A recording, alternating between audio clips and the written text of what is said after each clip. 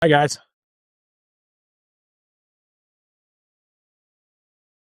Thanks for you guys joining.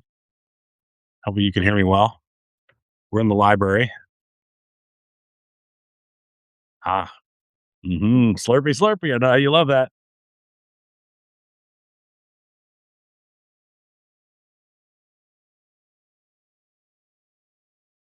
Hi, Georgie.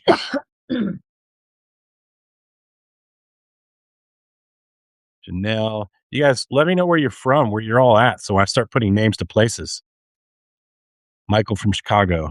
Michael Eichenberg. Okay, be cool.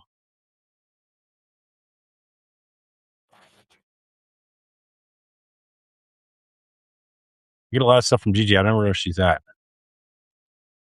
Okay, Melody's in San Diego, Vancouver Island. My brother's in Richmond, St. Augustine, Florida, Colorado, Markham, Ontario. I spent a lot of my time in the Nepean. My mom passed away recently. She lived in Vanier. Indianapolis. Okay. Hi, Noreen. Good to see you. Talked to you last week, I think.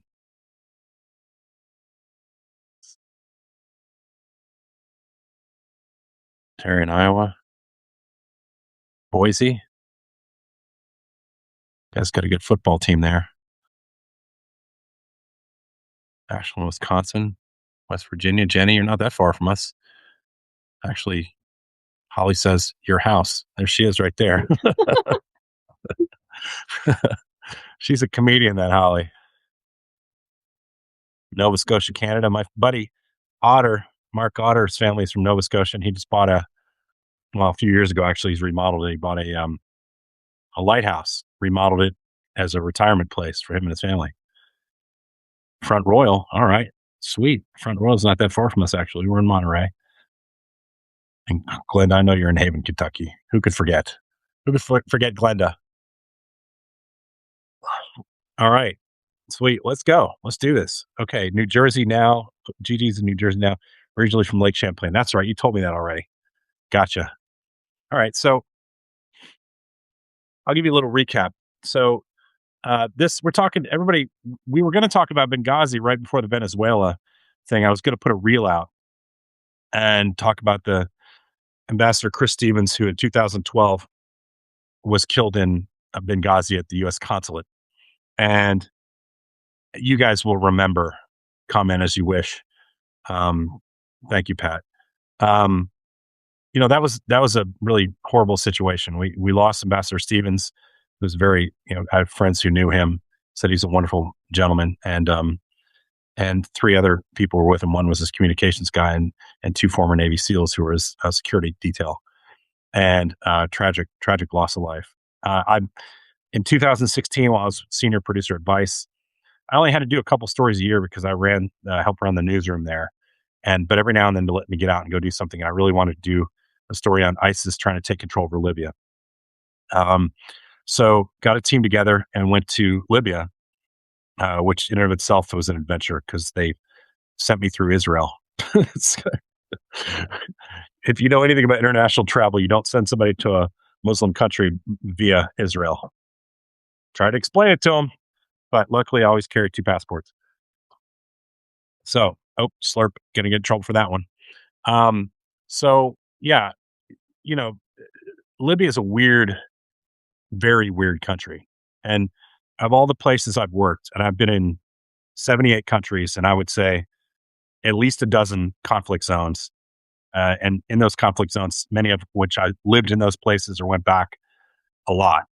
The two places that I've been most nervous about getting killed were Somalia, off the hook, crazy place. I've been there about 4 or 5 times, and Libya. Libya was insane at the time because of it was complicated. There were 3 different warring factions fighting for control of the country, and all of them thought they were in charge, and all of them thought they were the legitimate government. And then just in Tripoli alone, there were somewhere in the neighborhood of 1,000, and that's a real number, of militias in a town of a couple million people. So like every 3 blocks, there was another militia. you know? And so just traveling from the airport to wherever you were staying, you might have to go through like 100 places where somebody's going to stop your car. Just insane. And they all look like, they all look like ISIS. They're all like dressed up in hoods and, it's crazy. So I can't explain as a person who understands that world a lot, and did it for 30 years, how terrifying it is to go through checkpoints where they're all hooded and covered and all carrying AKs. And then casually just stopping like you're going through and hopefully they just let you through and hopefully they're not bad guys. And they're Islamic groups, but they're many respects very tolerant Islamic groups. And then there's intolerant Islamic groups, and then there's ISIS and other groups like them. So we were in the country for, I would say, about 3 weeks. And we went to lots of different crazy places, which we'll tell stories about later. This one's focused on Benghazi. And we were there 4 years after the consulate was overrun and the ambassador was killed. And, prior to that, you guys witnessed a lot of um, congressional hearings about what the administration did right and wrong. And it really started, to me, that's when I really started seeing a major shift in government, because there was no longer a time when you could have hearings on something and you could talk about it. And it's one thing to blame the other side a little bit, but it's another thing to drag it on for years and years and years on the same topic over and over and over again, to the point where even Hillary Clinton testified for, I think it was something like 10 hours. It was an unbelievable amount of time answering all their questions. She never took a fifth or anything like that, like they do nowadays. Um, and it was just one of those things where you could see that the partisanship was not really at all trying to get to the bottom of what was actually happening there. They were really trying to figure out how to lay blame. And I watched it without ever having reported on it, but just watched it with curiosity, like maybe many of you all did. And, it was, to me, it was, here's the fun thing, interesting thing about Congress. We don't have a lot of people in Congress anymore who served in the US military. And many of them have never been in a non-governmental organization, what they call NGOs, where you work overseas in these very dangerous places. They're just like, a lot of them come up and they become lawyers, and then they run for Congress, and the next thing you know, they're in Congress, and their kids never served and they never served, and maybe their father served, but it's becoming less and less likely. And so they get up there in these congressional hearings and they talk about things like they know what they're talking about. And that's what was driving me crazy, because I knew none of these guys, um, on either side, frankly, had ever been to Libya, let alone Benghazi. Um, and when I went there in 2016, I mean, it's kind of place where, when just to get there, you very easily could be killed in 3 or 4 points from the airport, not from Tripoli, but from some remote little airport on the coast on the eastern part of the country, where it seems like every single person is trying to kidnap you or take your phone, or and there was no U.S. embassy in Tripoli. That it was in a neighboring country, so you're kind of out there on your own. Hopefully, you've hired the right people to work for you. Uh, for me, most of the time, I would leave my security behind in Tripoli, because I figured if something happened, I could get in touch with my security in Tripoli, and they would be more used to me than if they were just kidnapped with me, right? So that's kind of how I was working. Now, when we got to Benghazi, the fight there a week before was ISIS had about 30% of the city, and it's a fairly large city, by the way. It's like there's not a lot of high rises, but it's spread out, pretty far, and it's probably the size of, it's you know probably the size of, say, like a Louisville or an Indianapolis, um, or Minneapolis, St. Paul. It's spread out like that, and it doesn't have a big high rise downtown area, but there's a lot of buildings, and so you're in this area, and we were having to go into areas where it was controlled by the local militias who were fighting ISIS, and we were with those guys, and we went onto the front lines. There was some pretty serious battles on the edge of town that we went to. They had ISIS hold up in this place called the cement factory for weeks, just fighting back and forth, like shooting tanks into the cement factory and ISIS shooting back. And it was just back and forth, back and forth. And then we went to another place where they were in an urban area, and the front lines hadn't moved in weeks, basically just house to house combat, shooting from one house to another, and running across fields and being sniped at, and just nonstop fighting. And the interesting thing is the warring factions that we were with, who were fighting ISIS, to me, were as terrifying as ISIS. Like they were war fatigued. They were angry at Americans. They were really angry at U.S. media being there, and we were like the only media crew that were there for months and months. And I, a couple of times, felt like we were not going to be able to get away from the people that were supposed to be protecting us. It was really dangerous. Um, but in Benghazi, one of the things we wanted to see is I wanted to see the um, the consulate building that was attacked, and so we went there. And I had my own interest in it in the sense that 60 Minutes had done a story on it and had gotten a lot of national attention, and they screwed something up.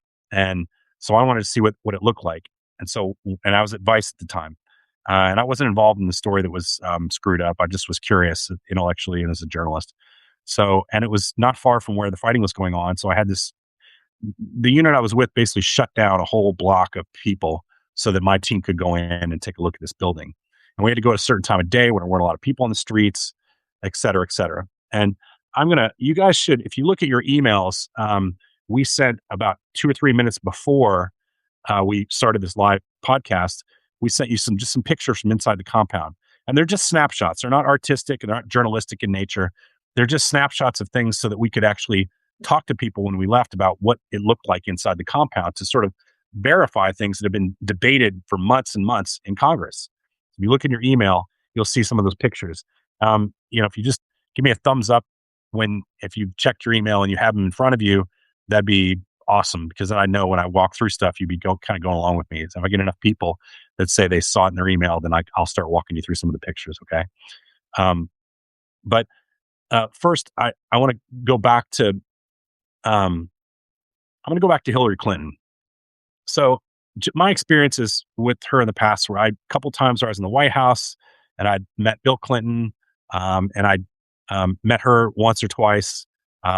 She wouldn't remember me. It's one of those kind of things where you meet her and it's a fast thing.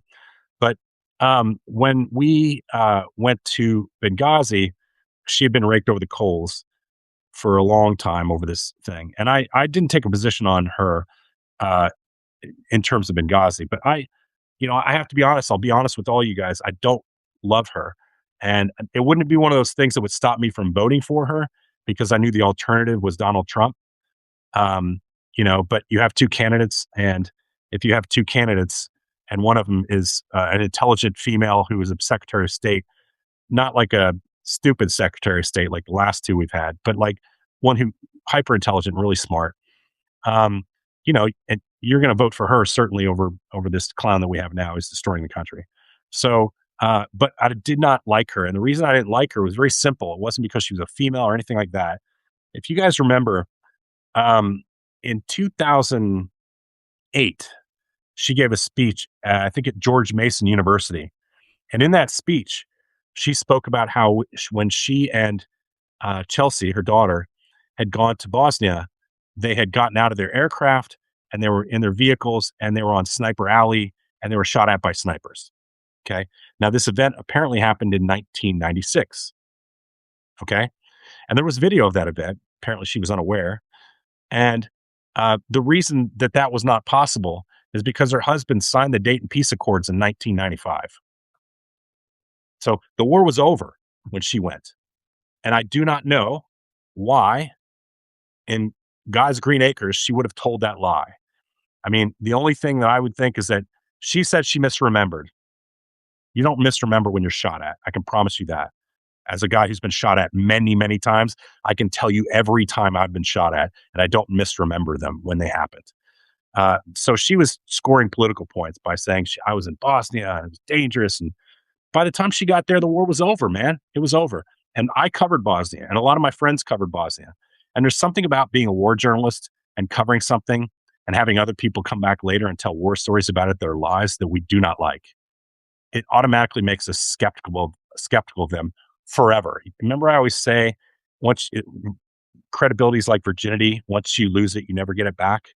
And so that's why I was in a position where I did not believe anything that came out of her mouth. Did I think she'd run the country better than Donald Trump? Yes, of course. I mean, come on, you know?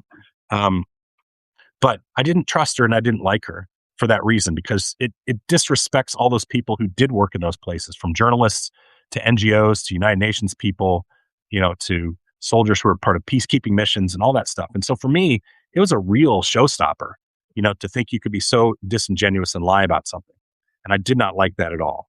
So that's where I stand on Hillary, and I stand that way to this day. And I hear her talk about things now, and I have a tendency to believe when she's ready to verify something. So, for instance, when she talks about the Epstein files, and her and Bill will go in front of Congress and they will talk about anything they want as long as it's in an open forum. That's trust but verify. So that's what good journalists do. They trust but verify. And so she would be talking in front of Congress, answering questions, not taking the fifth, and telling what they knew about all these people and all these connections. And if she did that, you could evaluate that based on the fact that she's willing to go do that in front of the live American public. And I think, to me, that has a different value than doing it behind closed doors like the Republicans want to do. And the reason the Republicans don't want to do that is because they're actually scared of what she does know and what she might say and what Bill Clinton might say. And I think Bill Clinton knows that he hasn't had sex with a bunch of young girls, or he would not be going to testify in front of Congress. So there's a difference there in my trust factor on those two events. But I did not like it when she put herself in Bosnia a year after the war ended and tell everybody she was getting shot in a war zone. And the video showed she did not. She walked to her car and nothing happened. And then when confronted only with the video, did she change her tune and say she misremembered. So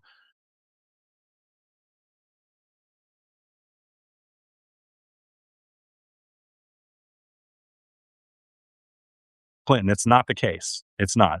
Good journalists let the facts take them where they're supposed to go, and they own them, and that helps your credibility if you make an error, especially if you're just like I'm talking to you right now. If I say something and the date's wrong, I don't have it's not in front of me, and I'm not putting it on in front of 20 million people on 60 Minutes. It's a different scenario, right? It's almost like a talk show. But what she did was a showstopper. So, anyways, let's get back to Benghazi. Now, one of the biggest criticisms of Benghazi was that she, as Secretary of State, when they found out that the embassy was, or excuse me, the consulate, see, that was a mistake. The embassy was in Tripoli. The consulate was being overrun, that they didn't do enough. So, as a person who's covered conflicts, there's a lot to talk about here. And as a person who understands a little bit about quick reaction forces, which is what they would have had to entail, or SEAL teams and Delta going in and extricating people from these places. It's good to know a little bit about that, which is what I'm an expert in, at least as a journalist perspective. Um, that compound, when we went to it, there's you heard about two compounds. The compound that was the security compound about a kilometer and a half away, somewhere in that neighborhood, and then you heard about the ambassador's compound. But the ambassador's compound is actually two compounds. It's a compound that had the ambassador's house and a little soccer field in front of it, and a couple of little outbuildings. And then there was a wall, and then on the other side of that wall, there was a security compound with locals and some other people staying over there. And there was obviously two gates on the front of both those compounds, but they were joined together by holes in the wall. There were holes in the wall between those compounds, so that if a security team had to get over and they couldn't get out on the road because there's too much whatever going on, they could just go through the holes in the wall and go to the ambassador's residence. And so you saw that when I went there, there was those holes in the wall near the back of the compound. You could sneak through and get up to the ambassador's house. The other thing that is noteworthy, I'm just going to describe the compound to you. The ambassador's house, when I was there 4 years later, it was exactly around 4 years later, the ambassador's compound had been repainted, but there were still some pockmarks on the wall from bullet holes from like AK rounds hitting the wall. And there was still a little soccer field in front of it. And the original scaffolding that's been described by people in that event was actually still there. There's still scaffolding around the walls of the compound where they were doing repairs and so forth. And there's some towers, some security towers that would have looked over the main road, that they could have put security people in with guns and all that stuff protected. The front of the compound where the road is leading into it was dirt. It's a dirt road, but it's in a residential area. And it reminded me of a lot of kind of places where you'd go where you'd see these consulates, not in big public places, not big lockdown embassies like you see in Baghdad or Kabul, but more like this consulate area in a neighborhood. And so the walls around it were the most problematic because if you guys, Have you got, so hopefully you guys have some of these pictures. I'm going to pull some of these pictures up and talk about them. They're numbered. So we'll just talk a little bit about them. The first one, number one, that's just a picture of me so you can see me in the compound to show that I was there. I'm not full of shit. Okay. And that's my Mikhail, one of my cameramen behind me, and my correspondent, Simon Ostrovsky from Vice, who's a great journalist in his own right, who does stuff for PBS now. And this is the side of the compound that was the security side where security people stayed. Okay. We're going to go through picture number two. That's another picture of that area. Same picture with just me not in it. And then picture number three. That's the scaffolding you would see all around those walls. And you see those walls. Those walls are not very big at all. They're maybe 8 to 10 feet tall. So if you've got a couple of hundred people attacking your compound with AK-47s, RPGs, and hand grenades, those are easily scalable walls. Easily scalable. Picture number 4, we'll go through. That's also on the security side. That's not the ambassador's side. Okay. And then you'll see picture number 5. That's your first look at the ambassador's residence. It's freshly repainted. And behind there, between those two buildings, there was a pool that he used to have access to. It was a very small pool, not a big pool, but like just a cooling off thing. It gets pretty hot there. And if you look at picture number 6 here, you can see that wall. And there was several of those still on the ambassador's compound, the bullet hole in the wall there. That's a splatter mark from that bullet. And they probably went through and fixed as many of those as they could, plastered them up. And then there was another one that was still there. Okay. And that's the front of his residence. And then if you go further to number 7, you pull number 7 up. That's one of the towers you would see that's in and around the compound that is used to stand up and protect that area. And most of the guys that were there on that night were local security, Libyan security. And they ran away. Frankly, when the whole thing started, they ran away. This is a picture from Mikhail standing next to one of those scaffoldings, probably 7 or 8 feet tall. He's about 6'3". And that's also in the ambassador's compound area. You see the nicely manicured thing. So they were starting to get that building back up where they could rent it out again or sell it or whatever they're going to do. Now, picture number 8 here. I think it's 8. They don't have numbers on there. Oh, yeah. There's a picture you see where there's a guy in a blue shirt. That's my correspondent. And that's actually the front road in front of the compound where there's 2 guys walking. And so it's, you can see it's an urban area. It's residential, really nice compounds, but it's not even a paved road. Right. So you'll see that in a lot of places. You think you're going into a nice city, but on the edge of that, the houses and stuff are nice, but it's not even a paved road. If you look at what I have as picture number 10, it's got like some sand out front of the building and some brick on the ground, both red brick, and there's like a little path of white brick. That's one of the security detail rooms that's an adjoining part of the compound. Okay. And that room, if you go in that, I couldn't put more pictures up because I could only put up 9 or 10 pictures. But if you were to go in that room, all those buildings are burned out completely, just burned to the, right back to the brick. This is like looks like it was a little garden at some point, but it also gives you a look at, the trees that are over the walls and the side of the walls. You see they're pretty short, 8 feet, maybe 9 feet walls. I don't have those. No, the ones that start with X's, remember? Oh, yeah. Sorry. You guys don't see the ones sorry. We can only send 9. So anyways, we went through there, and that should give you at least a sense of what the compound was like. Okay. Yeah. Jill, thank you. Photos received. Email is slow. I don't have them. I do not have them. Well, hopefully you're going to get them because they were sent from which account did they come from, sweetheart? It came from Substack. Substack. Probably from the writer's cabin. Is that what our email is? Or? Yeah, it says from the writer's cabin. It'll say from the writer's cabin. Photos to accompany Benghazi. Yeah. So they were sent to most people right before this. Yeah, they were sent just like 2 or 3 minutes before this thing started. So they might be in there. You might want to check your. Yeah, 50 people got them an hour ahead of time. So out of 450, and then we sent the rest of them right. We just discovered they weren't going to everybody, so we resent them. Okay, let's see. I heard you talk about classified documents. That was my world. She was flipping as hell. Yeah, okay. I so I wasn't talking about classified documents on here. Um, okay, so here's the thing. There were so the my fixer, who's my local journalist who worked with me, who also worked for the New York Times, was and that road that you see where there's out front, there's a road. That's where most of those people gathered. The people who were getting inside, who were attacking that consulate building, and there were hundreds of them because they came from all around those neighborhoods. They had, according to declassified reports, they had RPGs, rocket propelled grenades, right? You've seen those. They had AK-47s with magazines in them. So, and they had hand grenades and other machine guns. They even had some machine guns mounted on vehicles. Okay. So that's a pretty serious little arsenal for a few security guards. And then the biggest thing is those walls are easily scalable.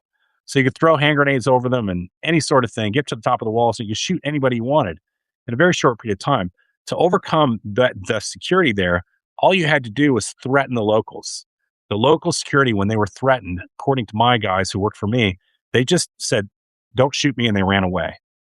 So this whole thing was over very quickly, very quickly. And the big criticism of her is that she didn't activate a QRF, a quick reaction force. Now, there was probably a QRF that they could have activated in Tripoli. That would have been, let's say it was really quick and they got to the airport and they got on helicopters and they got there, minimum of 2 hours, minimum. They also had a special team that they could have sent from Italy, even further away. So from my perspective, uh, that's a no starter. That's a non-starter. You're not going to get there in time. And you really don't. You have to spend a little bit of time understanding the intelligence on the ground before you just send helicopters places. You can't do that. That's not the way it works. I'm going to walk you through some examples. We'll go all the way back to the Vietnam War to something called the Sontay Raid, Sontay, I think is how it's spelled. They were going on to a camp to rescue some imprisoned POWs. And they planned this. Special operations guys planned this for months. And then they acted on intelligence that they had, which was about 3 days old. And so they went, after planning this, they purposefully crashed one helicopter into the compound, okay, to try to get it into the compound quickly, and knowing they had other helicopters. And then they were going to retrieve these prisoners of war, shoot everybody, retrieve them, and then leave the compound and get picked up on the way out. When they got into the compound after crashing the helicopter, there was nobody there. Their intel was only, a couple days old, and they had moved these prisoners. So intel is everything. Like these operations are intel driven, and these guys practice on models back in the United States for weeks and weeks and weeks. Okay. Now I'm going to take you to the Bin Laden raid. If you remember the Bin Laden raid, they had the best guys going in there in the world. SEAL Team 6 with some support from some special operations guys. I've heard there was Delta guys there as well. When they went to go after Bin Laden in a similar compound, they crashed. They flew in at night. The special operations guys will only on these missions fly with what they call the 160th Special Operations Aviation Regiment out of Fort Campbell, Kentucky. And I've flown with those guys many times in the past. They're specialized special operations helicopter teams that only work with like U.S. Army Rangers, SEAL teams, Delta, Green Berets. That's who they work with, period. And they don't fly conventional troops anywhere, and they mostly only fly at night. Okay. So when those guys are doing their work, they're the best in the world, and they only fly at night. And this mission to get Bin Laden was planned for months, months. And even with the best conditions and nobody really attacking them at all, they still, and all they do is fly at night. Okay. That's what they do. They crashed a helicopter in the compound, not on purpose. They crashed it. Now, in those contingencies, they always have other helicopters around to pick up the guys and leave. But they didn't even get any resistance. You remember the Pakistani military that had a school there, a military training school, they were kind of slowly starting to come to the area to see what was going on because there were shots fired and they were killing the people in the compound to get to Bin Laden. But there was no real resistance. Okay. There weren't 1,000, there weren't hundreds of people in the streets around that compound to protect it. So even with the best laid conditions, they still crashed a helicopter. Okay. We're going to also bounce to 1993 to the Black Hawk Down situation in Mogadishu. Again, a well planned out, shorter planning period here. In those kind of situations, I've been in the room for those. It's all classified. You'll go in a room and they'll pick out target sets. They'll have targets, and those are people, and they'll decide. For instance, in Afghanistan, we went after target sets, and they put up like 20 guys on a screen, and you look at those 20 guys, and what they say is at 3 o'clock in the morning or anytime in the middle of the night when somebody pops up on this target set, and the way they do it is they hear them by listening into their telephone conversations and so forth, and any other communications they have. When they hear that, they'll launch a raid to go get those guys. We did that in Afghanistan for weeks. I did it for weeks. And they frequently got these targets, but they were prepared for that. And they were prepared to go in, and they pre-planned it out. Okay. In Mogadishu, you had General Garrison there and special operations units, including Delta, U.S. Army Rangers, and local people working with them, Pakistani military, all that stuff. They went in, and that was a well planned out operation where they were going to go in and get Mohammed Farid Aidid's lieutenants and henchmen. They were in this place, this hotel, and what was referred to as the Bakara Market. If you've seen the movie, you've seen Bakara Market. It is as real as the movie makes it look to be. I'm probably one of the few people that you will ever meet that has been to both Bakara Market and to Benghazi in the consulate in Benghazi. They're both very scary places. At least they were when I was there. And the Bakara Market, even to this day, and I parked right in front of that hotel, and we weren't even allowed to get out of the cars because we were doing a story on the recovery of that helicopter. Super 61 was its code name. And if you saw the movie, you saw where it crashed into a wall, right? It was shot out of the sky, crashed into a wall, and those guys were stuck there trying to evacuate. Well, I literally saw that helicopter in the wall, and then I saw it move part by part to a safe compound near the airport in Mogadishu over the course of months. And that was an insane operation just to recover a piece of American history. And it's now in the museum and Special Operations and Airborne Museum at Fort Bragg, North Carolina, because I watched it go back there and be placed there. And friends of mine who I know actually helped with the facilitation of getting that helicopter back to Fort Bragg. So we did a story on 60 Minutes on it. It became a big story. So even in that Black Hawk Down scenario where they had dozens of air assets, and when I say air assets, I mean helicopters, from Black Hawks, with bringing troops in to fast rope on top of buildings, which is what Delta does, to U.S. Army Rangers where they locked down the block so that nobody could get to the Delta guys. The Black Hawk helicopters going in and fast roping these guys into the ground. And then you'd have Kiowa warriors with the miniguns on them running strafing to try to protect those guys when they were on the ground and trying to get out of that place. 18 Americans killed in a pre-planned operation. It was only supposed to last 3 hours, but ended up lasting more like 20. 18 Americans killed, 73 wounded. Okay. And the resistance there around the hotel was almost nothing. But getting out, they were getting shot out of the sky. So when people say, well, you could have just landed a helicopter in the compound, Hillary, with a QRF that didn't know what they were going into, and hundreds of guys shooting at your helicopter, people don't understand how easy it is to take down a helicopter at low altitude when it's hovering. When it's hovering at low altitude, 30 feet, 100 feet, 60 feet, you put RPGs or AK rounds through its tail rotor, and it starts spinning out of control and crashing. So it's not as Hollywood makes it look a lot easier. It's not that easy. You got to go in, you have to hover, your guys have to fast rope in, you have to wait there for them to get the people.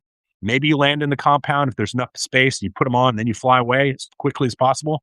But with several hundred people there with RPGs and AK-47s, you wouldn't have had 3 people dead. You would have had everybody on the ground that hit the ground probably killed, or a lot of them. And you would have had multiple helicopters taken out. So as terrible as it seems, the best scenario was probably those people who died that night. I think it would have been foolhardy.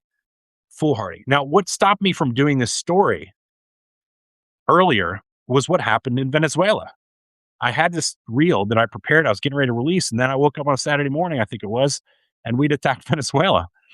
Now, and that changed my story because I hadn't included what would have happened to Maduro that night. And I know people would have been coming back at me with questions like, well, they see Delta went in and got Maduro in a compound. It can't be that hard. Okay, great. We had dozens and dozens of ships off the coast waiting for weeks, taking out these uh, drug boats, if you want to call them that. Most of them were fishing boats, but whatever. Um, and then you had uh, about 150 aircraft providing close air support, taking out radar systems, surface to air missile systems. You hear them called SAMs. You had uh, all sorts of those assets there ready to support this Delta team operation. And they went in on helicopters like I knew they would have. And I don't know if they fast roped in or if they landed in the compound. That's unclear to me. And I've not seen a lot of good reporting on that.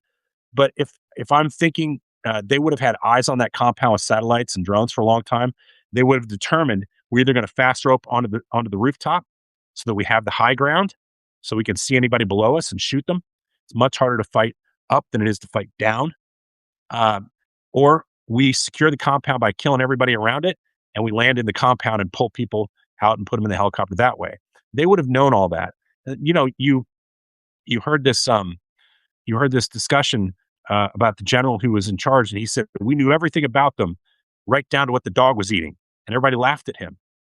That's not funny. I mean, dogs make a lot of noise, okay, and dogs attack people they don't know. And so you have to know when you go into a compound, are there a lot of dogs? What do they eat? Do we want to calm the dogs with the same food that they usually normally get? Or do we just want to shoot the dogs, which is normally what I've seen them do? SEAL team goes into a village, a bunch of dogs run at them, they shoot them all. It's just the way it goes. And so they have to know all those details. It's not something that's they take lightly. It's for all the things that I hated about the Venezuela operation. I did appreciate the fact that they had those details in intel because they would have gotten that through intel from people who either worked in those compounds or worked for the government. And so that shows they had really good human intelligence on the ground. So, they would have gone in and done that. But remember, that's not Benghazi. That's a Delta Force going in, and you wouldn't have gotten Delta Force on planes from Tripoli, and you wouldn't have got Delta Force on aircraft coming from Italy. Your quick reaction force might have been some special operations guys. They would have hardly any information when they went in. So it would have been a really bad nightmare scenario. Those guys that were Navy SEALs that were there to protect them, right? Those are the best of the best. They're dead. They're dead because there's only so much you can do when you're faced with overwhelming firepower. One of the other criticisms she had was that she should have been prepared. It was an anniversary of 9/11, right? It was September 11th, 2020, 2012. And there was reports all over the place that these embassies could get attacked. I would say people need to understand that there's only so much you can do when there's overwhelming force coming at you, and you're in a building that's got 8-foot walls around it. It is very difficult to defend. You might be holding them off for a period of minutes, not hours. Very difficult to defend hundreds of people with a team of 20 or 30, maybe 40. And the locals are fighting as hard for you as that you think they would, but they don't.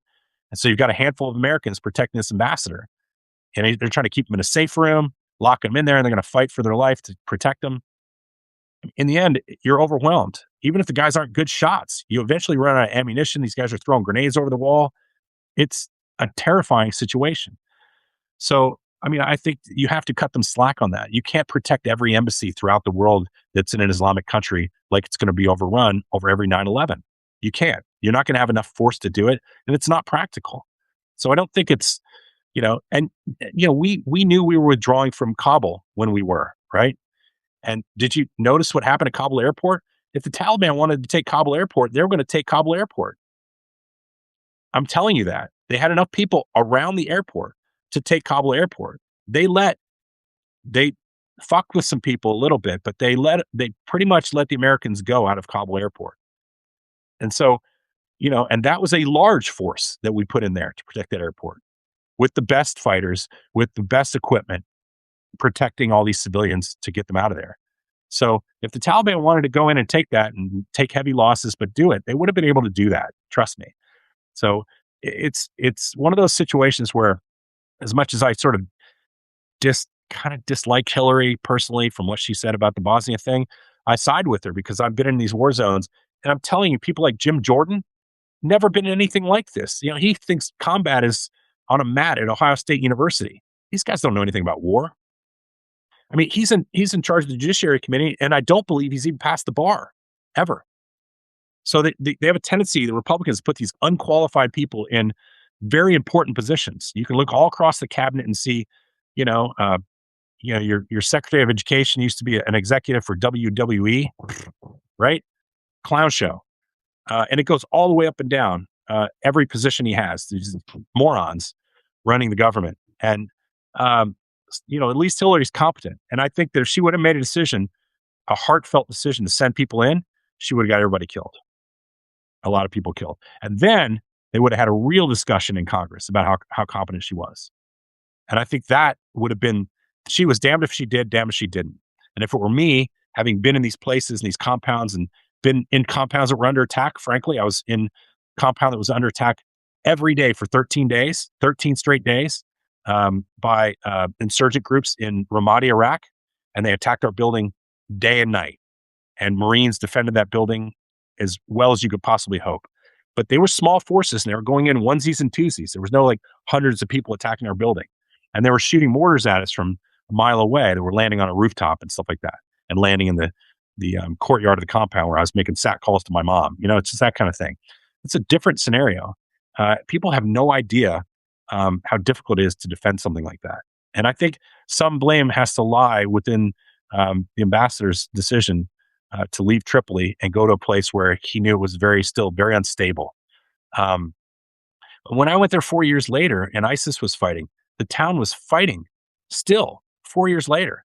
I just saw stories recently where it's kind of calmed down, and now there's tourists trying to go to Benghazi and jump out of airplanes. One of my correspondents at Vice did a story for CNN now where she was jumping out of airplanes and skydiving around Benghazi. Not when I was there, man. It was insane. So that's sort of my Benghazi take. And I don't know if that has any value to you guys. And I don't know if that jives or doesn't jive with what you guys saw in the congressional hearings and Senate hearings about Benghazi. But I think it's important, not just from the sake of Benghazi, because I know this is an old story and I don't love doing history, but I think it takes us to where we are today, which is that every hearing we're in now, you got a Pam Bondi over there and you ask a simple question and she can't give you a simple answer. Hillary stood up there and took it hard for 10 hours. Every question they had, she tried to answer the best way she could. And they had a lot of intelligence. Nobody was keeping files from anybody. Nobody was blacking out anything. They all had the information in their hands. They could ask her anything she wanted. She answered them. Now we're in this situation where I thought Benghazi was the kind of start of that partisanship that was just vitriolic in a way that I'd never seen before in American politics. And they realized that they can score points with that and win seats in Congress.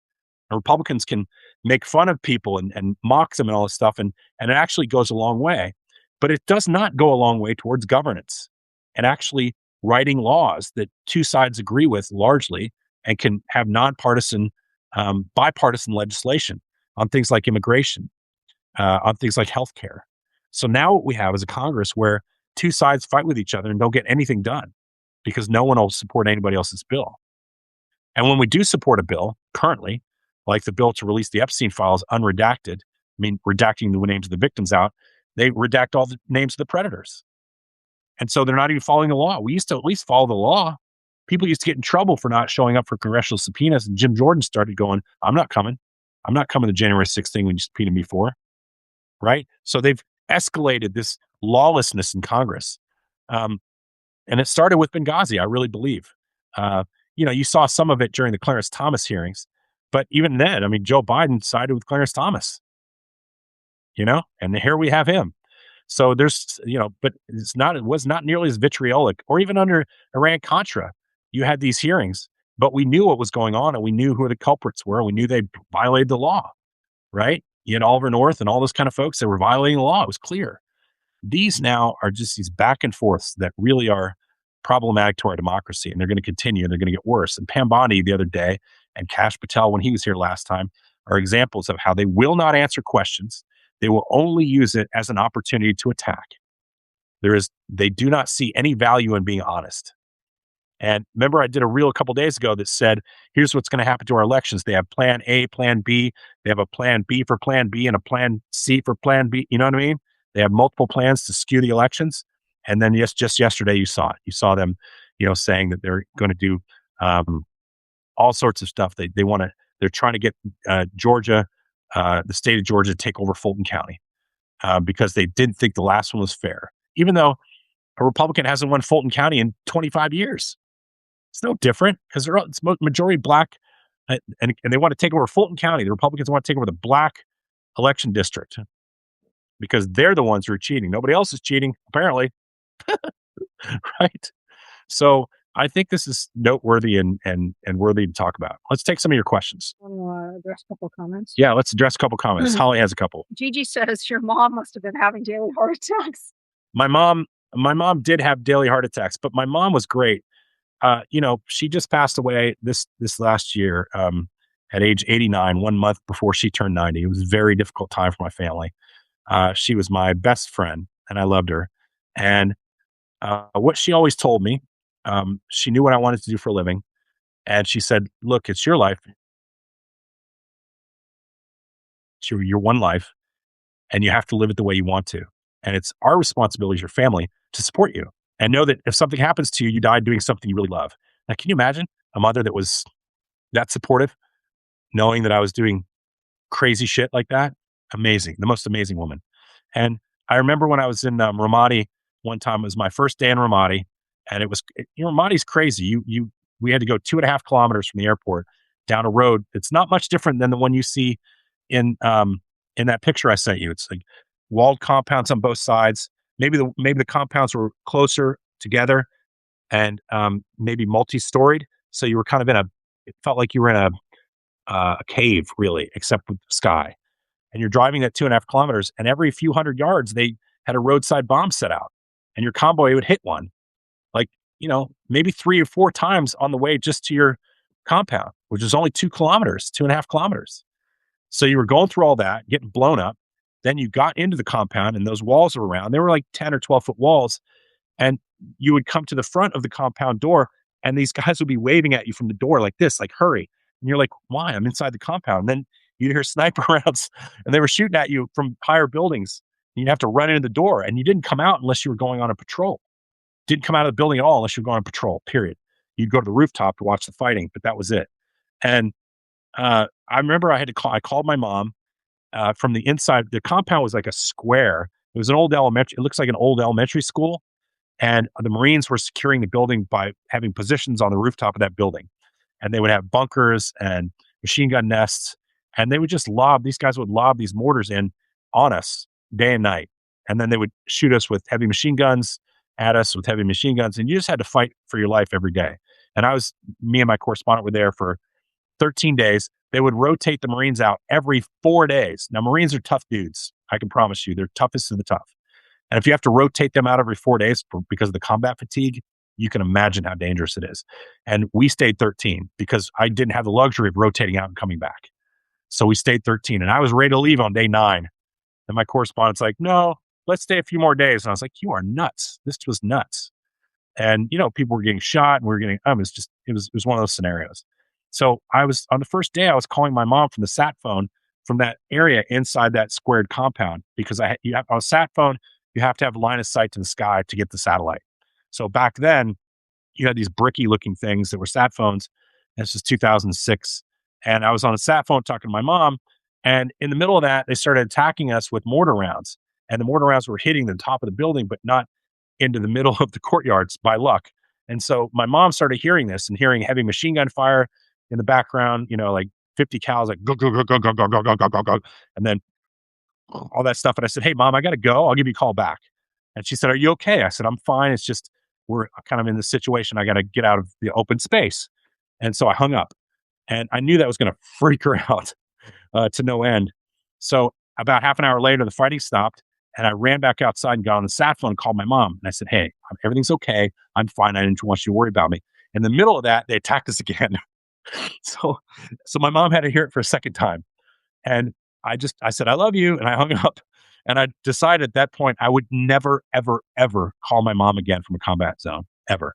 Because I'd call her before I'd go in, and I'd call her when I got in the country just outside of the war zone. And that's how I dealt with my mom from that point forward. And it's kind of funny now, but back then it was really scary for her, So what else? Julie, in the beginning, when you were talking about Black Hawk down, Julie said she thought the Pakistanis got the wreckage and stole the stealth technology. So the Pakistanis, that wasn't Black Hawk Down. The Pakistanis got the wreckage from the Bin Laden raid, and and they probably stole that. Right? There were Pakistanis in Mogadishu. They were part of the extraction force that went in and tried to help extract those guys who were getting lit up on the way out. Um, and but the actual wreckage itself, the fuselage and the tail and all that stuff. I don't know if the Pakistanis went in and took the technology, but they would have been taking technology off of Black Hawk. And we sold Black Hawks on the open market for many, many years. So it wouldn't have been a big deal. In fact, they probably had Black Hawk helicopters. The technology that they would have wanted to steal would have been during the Bin Laden raid because they had an experimental helicopter that crashed. And it was a special operations experimental helicopter. That technology was worth a lot. And I imagine they did take that and they probably sold it to Chinese and whatever. Um, but yeah, so in that situation, there was nothing really to steal. And the two helicopters that crashed during Black Hawk Down, the only one that we went to recover was Super 61, which was at that time cacti had grown up through the body of it and everything. It had to be cut away. And it took weeks and weeks. And they kept taking parts after parts and going back to this compound we were in and laying it out in the middle of this compound that was run by these two Americans and putting it in the garage in the outdoor parking lot area. So as you go in, and we stayed at that compound, as you go in, there'd be Black Hawk parts everywhere. And so we were able to make, I think, 2 trips to recover parts of that helicopter. And I had a producer that worked for me that was stayed there for a full month before we even arrived and videotaped every bit of that stuff being taken out. Um, and the biggest part that came out of it was the rotor at the top. There were still big, heavy, several thousand-pound rotors from the helicopter that was still there that they needed to go into Bakara Market with a bunch of Westerners, very dangerous place, and get that on a truck to take it back to their compound about 10 miles away. And it seems like one of those things that was really strange because, what do you care about an old helicopter? You know, like what value does it have? And the answer, I think, was that it had historical value. How the military always says we don't leave any men behind. Well, in that case, it was one of those things where the people who went after recovering this were 2 Americans. One who used to work for the, I don't want to say where he used to work because, but you can imagine he wasn't a military person, but he worked in coordination with an agency. Let's just call it that. And then his wife was a Voice of America reporter, and she was in Mogadishu working for Voice of America. And they'd heard that this was at this compound, and they talked to us about it, and we decided to do a story, and we were there to recover all that aircraft with them and videotape all of it, and came back, and then we were able to get our hands on some footage from the operation that had never been released before, which was very valuable. The entire operation, and had never been seen, and the first time it was seen was on 60 Minutes on RP. So it was an amalgamation of those 2 stories combined into one. And then watching this stuff was recovered and smuggled out of Somalia. And Somalians wanted to claim it as their property, the American helicopter. Can you imagine? So it was smuggled out of Somalia in a cargo container labeled as trash, with a team of people that I knew very well. And that's why we were there, because we knew that they were going to be able to pull this off.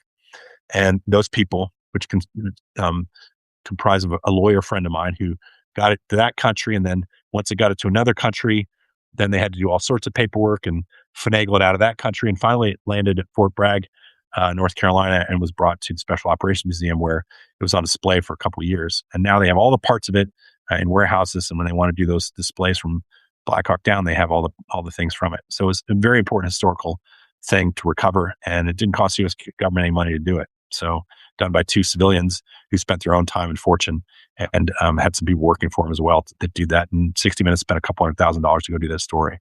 But yeah, any other comments?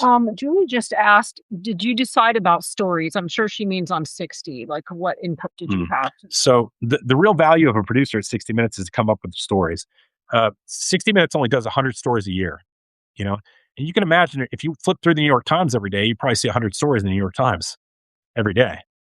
So your reporters at New York Times are turning out stuff every single day. Maybe they're following the beat, the Epstein story or whatever. I'm the person that's covered Epstein, and I'm going to do a story every day on Epstein, right? All the time. 60 Minutes, a producer might do 5 stories a year. And those 5 stories might take 2 months, might take 2 weeks if it's a breaking story, or might take 5 months. And some you work on simultaneously, and some you work on just very focused at one time. And your worth to the show is not just how well you know how to set up interviews and write questions for interviews for your correspondents. Your value is how well you can write scripts. That's very important. If you're a good writer, you have to be a great writer. Um, and then the other values, you have to manage teams of people, doing all this journalism while managing teams. And then the very most important thing, I think, is your ability to come up with unique stories that you can get.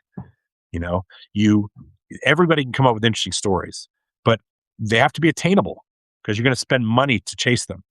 Um, 60 Minutes had a really unique thought process about that. When my boss, Jeff Fager at 60 Minutes, told me when I first started there, you know, you might be used to working at a newspaper, something smaller than this.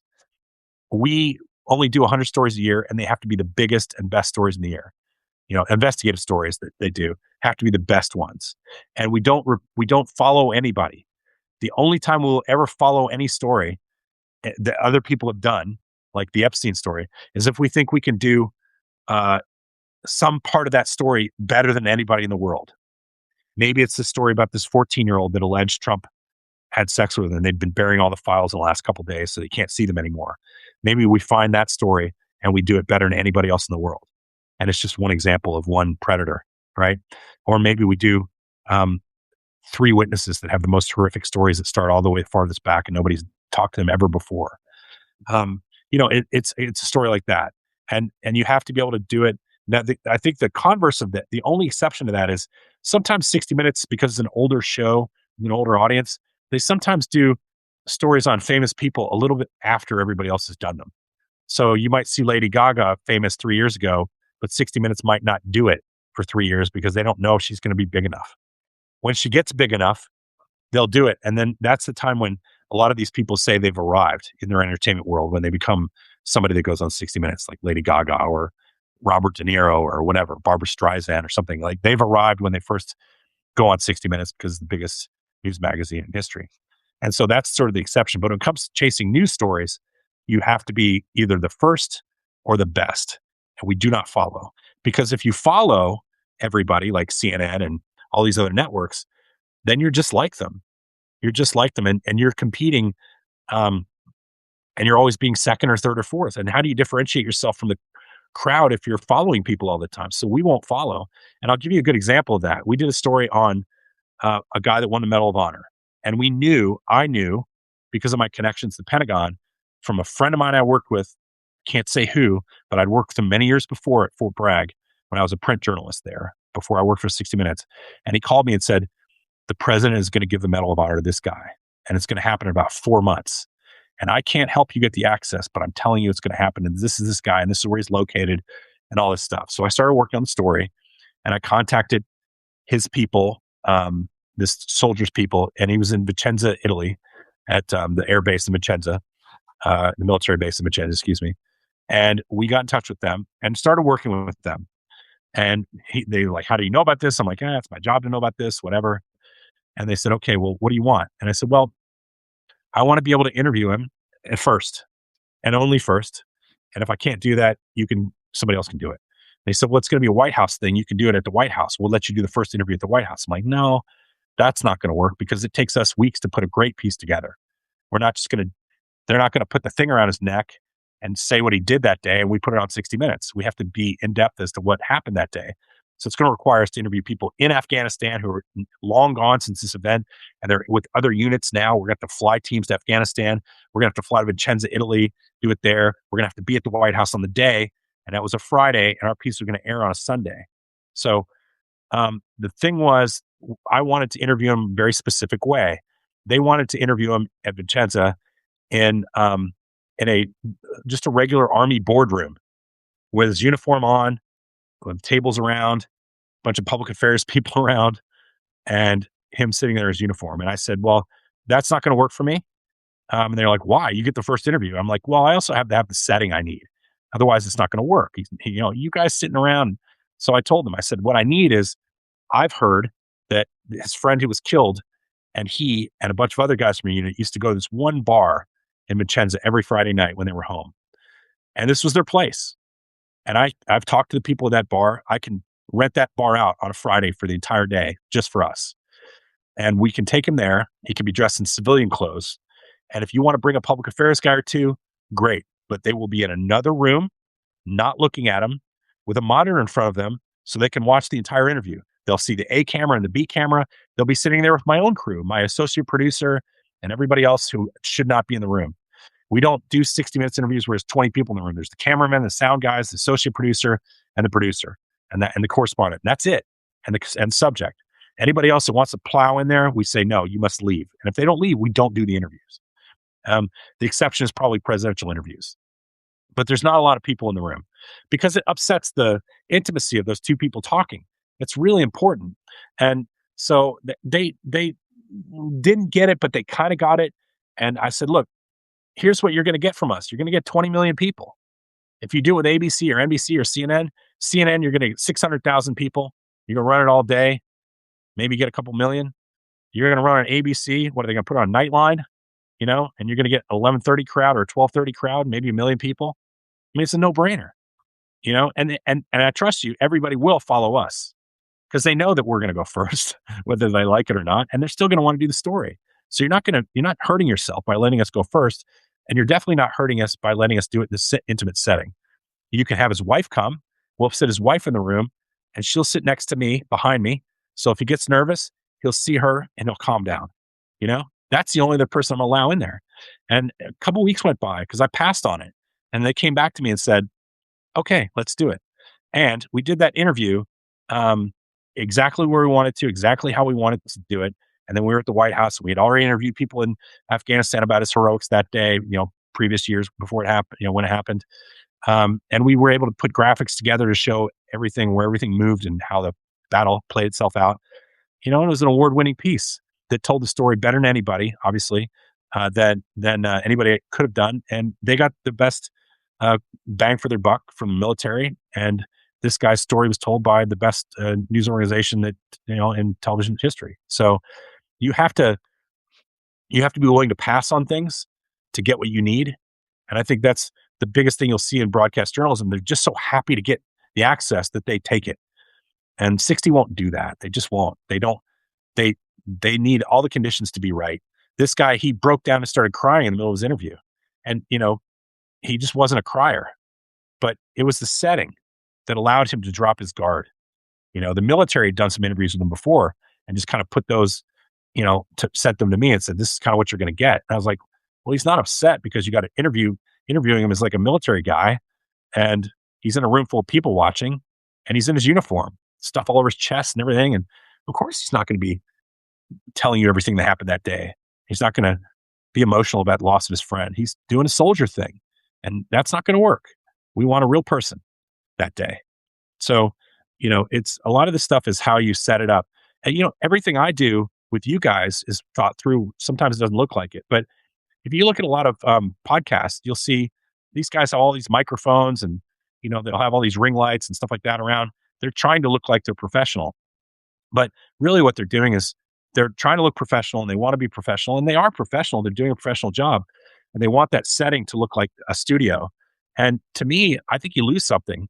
I'm talking to you guys like we're sitting in a room together in my library, having coffee. And that's why I think it's better. It's not an interview and we're not like looking like we're on national public radio or something with a big microphone in everybody's face. Hopefully you hear the sound okay. And hopefully the picture is all right. Sometimes it's not. But I sacrifice that for the intimacy that we get to have by talking to each other like this. And that's thought through. It's not, I don't think we need to over traumatize things. And some days we'll be speaking from here, and some days we'll be speaking from the kitchen, and some days we'll be speaking from the writer's cabin. We won't do any podcasts from the writer's cabin because the signal is pretty good up there, but it's better down here. And I don't want anybody to lose the signal. We get about 150 megs a second up at the cabin area, and we get 360 megs down here. So it's better for connectivity with you guys so that you don't lose the signal. What other stuff? Do you miss the war reporting work? Do I miss the war reporting work? I don't know. Some days I do, you know, it's a really hard question for me. I did it for 30 years. And um, I still think if I went in tomorrow, let's say we're going to invade Iran or something, and somebody called me and said, we want a story and we want you producing it. I think you would have to pay me the kind of money that you wouldn't have had to pay me 20 years ago because I was just so excited about it. And now I would demand a much higher rate. And I would say, what you get for that rate is somebody's going to get it right the first time and hopefully not get all your people killed. If you hire somebody at the rate that I was at 20 years ago, you probably get somebody with less experience and you might get your people killed. So I love being up here in the forest, man. And the war zone stuff takes its toll on you emotionally and physically. I'm probably, of all the people that do this business that I've did for so long, I think I'm probably one of the more well balanced people still. But combat stress combat fatigue, PTSD is a real thing. I just don't. I've done it so long that I manage the post traumatic stress much better than people who do it for a shorter period. So I think I'm all right. But I mean, if somebody were to say, we want you to go cover the Iran war, if it's going to happen, and they called me to hire me to do it, I would definitely consider it. I would consider, there's two things I would do. I would consider going to work and covering some of these towns that get overtaken by ICE. I didn't do Minneapolis this time because we just started this, and um, and I thought I could touch people in Minneapolis and put them on the podcast and do things like that. But if there was another big thing that happened like that, I think they might have learned their lesson, not doing it quite as big of numbers and being as bully as they had in Minneapolis. But if they do that again, it might be something that I would definitely consider going and doing. And that's basically conflict reporting light, right? It's light. You're going to get maybe shot with a pepper ball in the head or something, or maybe you're going to get maced or something like that with bear spray. That's all kind of normal. But riots and things like that, those are no shit. They're bad. And people get trampled and, who knows what this administration will do. But I would cover that. And if this country turned into a civil war, I've always joked around that I'd cover it, but I'd be upset because I didn't get the air miles. That's your combat jokes. We tell those stories all the time. I would cover the civil war in this country, but how would I do it? I'd probably do it from a motorcycle with living off my bike with a satellite, a small satellite dish and satellite phone, and with a small team of people. I don't know. Yeah. What else? What kind of missile was in the reel that you posted? Oh, yeah. What kind of missile was in the reel that we posted? I knew you guys see that reel and you'd want to come watch. That's what we call a tease. I shot that. If you watch the story that we did that's nominated for the Academy Award, Armed Only with a Camera, The Life and Death of Brent Renault, you'll see Brent filming and then that missile going out in front of him. And I was filming Brent, filming that, right? Because I knew we want pictures of my crew doing their work. And just so happens that's in the film as well. And the one you saw was with another same missile, but at the same place, but just shot with the missile in slow motion. And Brent's not in the frame. And I don't know. They make these, in some of these countries, they make their own weapon systems. And to me, it was like the night before I went out at like 2:00 in the morning to film them building an armored vehicle. And they were taking 1/2-inch plate steel and just like welding it all over this truck because they were getting car bombed and they wanted to be able to drive up these car bombs and shoot them to pieces, these big armored vehicles they were building. And they were just welding plates it was like Mad Max. So when I looked at that missile system that they sent out, I have no idea what it was. It wasn't some standard missile system. It was like a homemade, these folks in these countries are ingenious. They know how to build anything. They can take, it's like Cuba and their cars from the 1950s that still run. You go to Afghanistan, there's guys taking stuff and the Humvees that they stole from us when we left from the Afghan military, you'll see those on the battlefield 50 years from now. When we go back in Afghanistan, they'll still be driving those vehicles. They're ingenious and they just take something and they make it. So all they probably needed was a used missile, some propellant, and some explosive at the end of it. And, it's almost like a Wile E. Coyote thing. You just like, you kind of pull the string and it takes off, and it's insane. It was a first for me. We stood pretty far back, about 40 feet, because I was thinking, well, this is just going to blow up and kill us all. You know, like it's just going to blow up and kill us all. And if I'm standing behind like 20 of these guys, maybe I won't get killed. We shot that for like 2 hours. And then every building you see in the background there was mined. So some people go, let's go through the buildings. I'm like, don't go through the buildings. And you would go through the buildings and you would see tripwires everywhere, everywhere. So my guys went through one building and filming these guys, deep, like, taking the trip mines away so people wouldn't get killed walking through them, demining those buildings. And we shot that. We shot one of those buildings, and then we left. Yeah. What else? A while back, Julie asked, how do we protect these vulnerable embassies? Well, they're protected normally with standard Marines, like Marines that you see. In fact, we had a Marine here a week ago who was going skiing at snowboarding. And he was one of those guys that works on a Marine protection job. So he takes care of, and he'd actually done some presidential security as well in Asia, outer perimeter stuff, because inside it's all Secret Service guys. But, their standard protection for those is, I don't know if it's a company or a platoon or whatever, but they'll have Marine Corps guys at the front gates, all in full battle rattle vest, helmets, M4s, everything, with heavy machine guns, depending on the place. And that's how we protect them. But that's a limited amount of protection. It's meant to stop small arms fire, or somebody drives by, maybe he's coming with a car bomb or something. But it's not meant. It will never be meant to stop 300 guys that want to get in over the wall. You can't. There's only so much you can do. That's just the way it goes. Overwhelming force will take over. Military doctrine says, to protect, to attack a fortified position, I think it's either a 3-to-1 or 2-to-1 ratio, whatever the doctrine says that they make. So you need overwhelming force to attack it. So if you've got 100 Marines at an embassy, you roughly need at least 300 people to take that embassy. So if you have a large enough force, 500 people, you're likely to get inside the walls if they have 100 guys. So the key is keeping all that information yourself, not letting them know how many people are protecting a building or a compound. Intel, that's why Intel is so important, because the more they gather on you, the easier it is for them to suss out your vulnerabilities and take those embassies. How much security is done by contractors? Well, during the Afghan war, a lot. There was a lot of thousands and thousands of contractors during the Afghan war doing all sorts of that type of security work. I don't know what the embassy compound makeup is anymore, but it depends. If it's a really hot zone, like Iraq was, or Afghanistan, or those kinds of places, they have a lot of private contractors.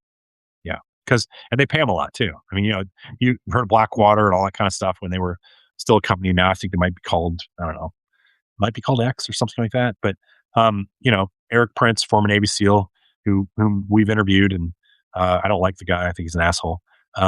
But those guys are part of contract work. So in Baghdad, for instance, his people were protecting the diplomat. They were protecting the embassy staff and State Department staff. Their job was State Department.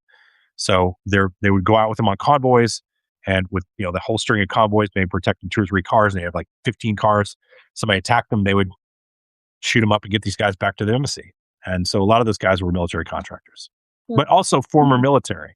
So they're not just like untrained, Julie keeps kind of pushing, like, can you really protect them? Then I think part of the answer is probably not. And that's why the ambassador had a choice. He knew he was going in a dangerous situation where he possibly couldn't be protected, right? Yeah, Julie, I think the answer to your question, can you really protect the embassies then, is some embassies are easily protectable, because you don't have people on the ground in those places that want to kill you and attack you. And then some are much harder to protect, and some aren't worth having at all. There's a reason that after that attack, we didn't have an embassy in Libya, and I'm not sure we even have one there now. It's the American embassy staff was in a neighboring country for years. I remember I was in Libya, and we had some really bad situations happen with one of the governments there. They were trying to confiscate our cameras to an event they invited us to. It was just crazy. I got in a big argument with them. I'm kind of this way all the time. And they're like, give us your cameras. I'm like, fuck you, can't have our cameras, all stuff. And and I wanted to say, I'm going to call the embassy. And I did. I said, I'm going to call the embassy and we're going to deal with this right away, and because all this aid comes through the United States government. And it didn't really faze them because they knew the embassy was in another country. It wasn't in Tripoli. There was no ambassador coming or their staff to come and say, give their cameras back. So we argued with them for hours and, it's just nuts. The same people that, we got rid of Gaddafi, right? Or the Libyans got rid of Gaddafi with our assistance. And the people that took over for him, just like him, just like him. Same paranoid intelligence networks, spying networks, people spying on everybody, accusations. My crew, the whole time I was there, they would say I was KGB. And I'm like, I don't speak Russian. KGB doesn't exist anymore. Like, what are you talking about? It's a different organization now. And you're supposed to be in the intelligence business. You're accusing me of being a Russian spy for an agency that doesn't exist anymore. But they just, they were in Libya for a long time. They were very insulated and isolated. So they didn't know much and they weren't very good at their jobs. And so they become very paranoid about everything. So they thought we were shooting their intelligence vehicles that were monitoring this event. It was a tree planting event. I didn't even want to go to it. And they're like, if you want to go do this, you have to come to this tree planting event and meet this guy. I was like, fuck. So I went. And while I was there shooting the fucking tree planting, just to look like I was doing something, this intelligence guy comes up and is like, give us your cameras. You were shooting my van. I'm like, what van? They're like, that one. I'm like, well, I didn't know it was an intelligence van until you just pointed out. There's like vans all over the place. So no, you can't have my cameras and you go fuck yourself. And he started arguing with the Minister of Interior for the whole country. They were arguing back and forth. Like, this is how they are. They assigned security to me to take me to this town on a helicopter because this American jet had taken out an ISIS safe house. And the guy, while he was getting ready to put me on the plane, was accusing me of being a KGB agent. I was like, aren't you my security? You just can't. People have no idea how insane working these places is. It's just insane. Yeah. What else? There's a couple of questions about Venezuela. What's going on there now? It hasn't even been in the news. Do you have any insight? I don't have any real insight, but I'll just give you my analysis. Venezuela was a big operation we did to distract from the things that he's doing, like the Epstein files. That's not a conspiracy. He just has smart people. There is people that work for the Heritage Foundation are smart enough to manipulate and know how to manipulate the media. They got rid of all the smart people in the White House press corps, and they threw all the idiots from the extreme conservative groups in the press corps to drown out the other reporters. They eliminated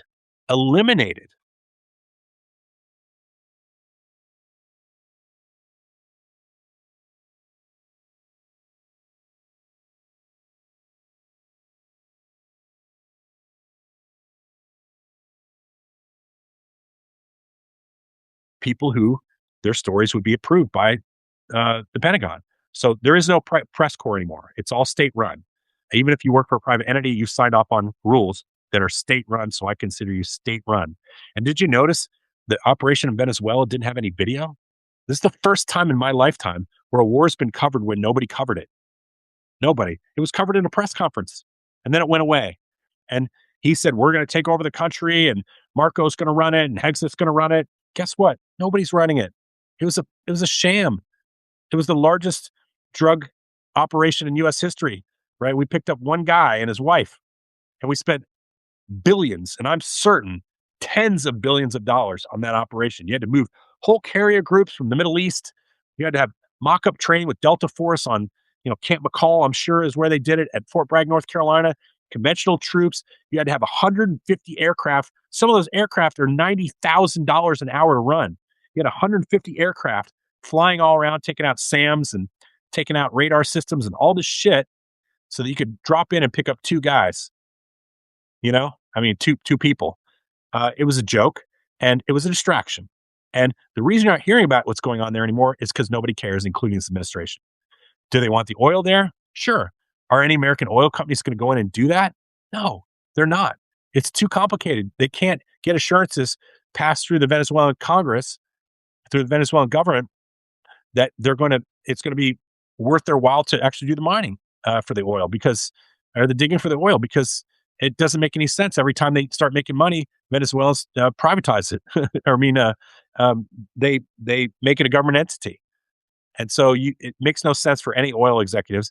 They are stealing oil that's coming out of those existing wells, and they're taking those tankers and they're selling it themselves. And he's putting an offshore account off the coast of Qatar somewhere.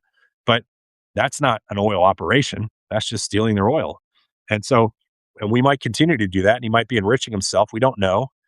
I I I think he's enriching himself, and he's going to be using that money for when he leaves. And I think he's also trying to figure out an exit strategy so he can leave the country and go somewhere where he's not going to get extradited. That's what I think. But his first plan A, is to steal the elections and make sure that they control all the elections, the election polling sites, and all that stuff, and all the election voting computers, so that they can say they won regardless. When you steal 700 boxes of ballots from Fulton County, Georgia, and nobody's there to see what you're doing with them, you're manipulating the data. That's not how elections work. Everybody has people there to see how it's going down. They had three counts, including machine recount audit and a ballot recount audit, paper audit. And they had some other thing out of it, some other recount that they had. I can't remember which one it was. They had three. It was done by Republicans. The Republicans said that it was valid. Fulton County was valid. The whole state was valid. So he's making stuff up. He has to keep distracting from what's, this story. The story's going to take him down. A prince was arrested yesterday in England. The international community is saying they think these are crimes against humanity for the first time. So things are happening, and they're on the move in Europe to hold people accountable. In this country, I saw a meme today, so I'm going to give it credit and not steal it for myself. But it said the only thing Prince Andrew did wrong was he didn't move to Washington. Because if he'd have moved to Washington, he didn't have to worry about being prosecuted. Isn't that fucking sad? So Venezuela, it's a shell game. Nothing's going to happen there. It's going to go away like every other pipe dream that he has and every other grand plan that he has that he doesn't do. Just like the healthcare thing a month ago that he said they're going to pass. We haven't seen anything on it. Nothing's happening except your healthcare costs going up. He's talking about the energy crisis that's happening. Mr. Global was talking about that happening 3 years ago. It's going to start happening. Here's when it's going to start happening. It's going to double, triple, quadruple. It's going to end up being costing to do energy. It's going to cost more than your mortgage. Mark my words. That's what he said. Okay. And he's seeing that now. You're seeing that across the board in the United States. And he explains it quite well. So I'm not going to try to explain it. But energy is a commodity and you have to bid on it. That's the long and short of it. And if you want to bid on it, you have to pay the highest price. You have to pay the highest price. These companies that give it to us pay the higher price and they sell it to us for a higher price. And with all these AI data centers coming on that take massive, massive amounts of energy, you and me are never going to be able to afford it. They're going to be buying it first. And for us to be able to afford it, we have to pay a higher price for it. So it's going to cost more. Anyways, if you don't follow Mr. Global, you should be following Mr. Global and ask him energy questions. He's just fantastic on it. I don't like to steal people's thunder and pass it off as my own. He is great. Joyce Vance is great. Heather Cox Richardson, she's great. There's some others that are pretty good too. Like the Democracy Docket following all these legal cases. Not only that, but they're actually suing people in federal court to keep our elections safe. Those are my big, if I'm talking to non-stream media, those are my big ones that I would follow if I were you guys. But don't be scared to throw a little cash my way so I can feed kibbles to Georgie over there. What else? We'll do one more. We'll do one more question. Almost an hour and a half. Are you writing a book or a screenplay? Your stories are riveting, and they're just giving me the vapors, darling. I added that last part for dramatic effect. Yeah, who was that? I didn't write it down. She didn't write it down. The question about writing a book or a screenplay? I think it might have been Julie. Julie's very vocal tonight. Yeah, I don't know. You guys are helping me get there because I'm deciding what I think is interesting and important. I've always told people in the past that if the stories that I do are so similar to all the books that my friends have written, then I don't really want to do that. And this is kind of becoming, if I can afford it, keep doing it. And I keep building my audience. That's the hardest thing to do is building your audience so you can afford to do this. Then this in many ways will be, my stories. But maybe I'll write a book on it. People like to write books. They say they could write a book, but I'm doing a podcast. It's pretty fun. It's a lot of work. And the best thing, we have a lot of people that come on. You guys are paid subscribers. The best thing you guys can do, if you're a paid or an unpaid subscriber, is really help me. Please help me. Just push my stuff out there to your friends and say, hey, if you see something you like in a given day, just tag them with it and let them see something that's out there that we put out there for everybody to watch on Facebook or whatever. and say, watch this guy. And if you like him, you should go to his Substack and subscribe. It's not that, I mean, I know $80 is a lot. If you give $80 to 20 different people in here, next thing you know, you're broke. But I think I have a lot to offer. And I think my stories are interesting. And I think they're worth $8 a month. I don't know. You tell me. Um, so yeah, so that's that. You guys find any of this interesting? Let me know. I can't see you on the screen. For some reason, my screen keeps locking up on my thing, and I kind of lose the comments. Yeah. So she gets them, and she's live, and so And that was Gigi. I want to credit Gigi. the right Okay, person. Gigi asked the last question. Yeah. Sorry, Gigi. We didn't want to wear you out up there at Lake Champlain or New Jersey. Or New Jersey now, I think, right? Yeah. See, I got a little, still got it. I haven't got dementia yet. We're gonna have some stuff next week. I think one of the things I'm trying to lock in is a friend of mine and I worked on a film a year ago. He worked on it for 5 years, and I worked on it for like 6 months for him. He was Mike Wallace's producer for a long time, and then he became a filmmaker. And he helps run something called the Global Reporting Center up in Vancouver, and he's in DC right now working on a Frontline film. His name's Peter Klein, and he's a brilliant producer who worked with me on a number of stories, including the Hunt for Joseph Kony, and a bunch of other stuff. And he's wonderful, and I love him. And he's one of my dear friends, and he's brilliant, super smart, way smarter than me. And I'm going to try to get him on my podcast next week, so that you guys can hear some stories about 60 Minutes and hear a little bit about the movie we made called Bribe Inc. It's on a sort of a not so well known platform. And we'll tell you all about that, so you can kind of go watch it. It'll probably cost you a couple bucks, but it's on the largest global bribery scheme in history, and it came out through the Panama Papers. It was about these two Iranian brothers who tried to on behalf of other companies in other countries, bribe their way into various oil markets around the world. And I think it's a really great film. But on top of that, we can really touch on some things like bribery and international bribery and grift and graft and all those kinds of things that we're seeing in our own country now. And I think he'd have some very interesting things to say about it. So we're going to try to get him on next week's show. And we're going to start, I like to have people on, and sometimes I just like to have the intimate time with you.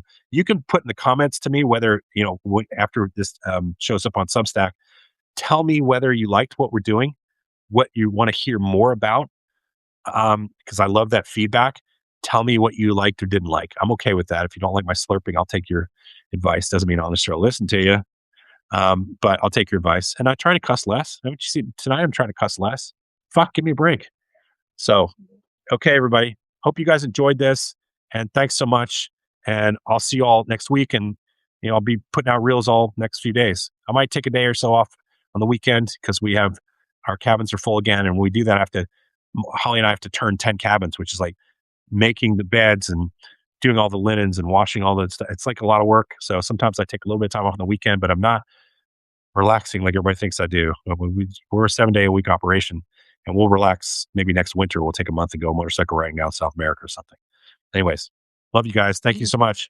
You guys take care and talk to you soon.